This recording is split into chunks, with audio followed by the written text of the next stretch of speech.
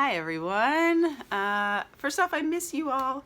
I haven't made a video in a long time and I just want to check in with you, see how everybody's doing, tell you that I'm thinking about you every day. I love chatting with those of you who I've been chatting with. I've loved seeing the work that you're creating. Some of you are doing just amazing, phenomenal, super inspiring stuff that I'm so excited to see and eventually share with other students and teachers and everything like that.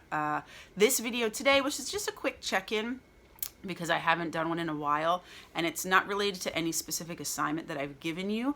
I think everybody K through 8 has their assignments that I have already given out. This is if this video is just to show you what I've been working on and maybe to give you some inspiration for some things that you can do if you're one of the students, and there are many of you who get an assignment from me and finish it really quickly and it looks amazing and you're like, what can I do now? So this is for those of you, okay? So I'll show you a few things that I'm doing. I'll talk to you about why I'm doing them, and then that's it. And then I hope you have a great day. So my apartment is very small. I live in a 1-bedroom. I have a husband and I have 2 children. So you can imagine what that's like. So I don't have a lot of space for making art or my artwork, but I have made myself a little studio. We'll call it a studio, but it's just a little place where I have, you know, my paint markers and my other markers and my paints and paper and all of my stuff. So I wanted to show you that to give you just a little bit of inspiration for whatever it is that you might like to do, any creative things that you might like to do. If you're a writer, visual artist, if you like to sing, dance, play, if you're a musician, any of that stuff, if you can carve out a little space for yourself, even if you have to take it all away as soon as you're done or clean it all up as soon as you're done, if you're in a small space like I am, making some time each day, each week, whatever works for you or whatever you can manage in the situation that you're in, just some kind of creative outlet is great. Anyway, so I've been doing a lot of collaborating with my eldest son who's 4, and we work on abstracts because, you know, he's 4. But this gave me like a really good idea, and it's something that I've done a lot in the past, but I sort of forget about things as an artist and then I go back to them and I remember. So this is something that you guys can do if you have access to colors, paints, markers, crayons, whatever. This is crayon, I think oil pastel, and then paint on top. But what he tends to do as a preschooler is he tends to just scribble. And then what I'll do, if he scribbles some lines, I'll fill in with color in the areas, and it makes sometimes a really beautiful abstract piece. Obviously this is him, he's very into dark blues and blacks and colors like that these days. So I'll come in with a little pops of color like pinks or bright things like that. So this is an abstract that we've been working on. If you have people in your house that would like to make art with you, I recommend it. It's really fun to collaborate. Here's just a pencil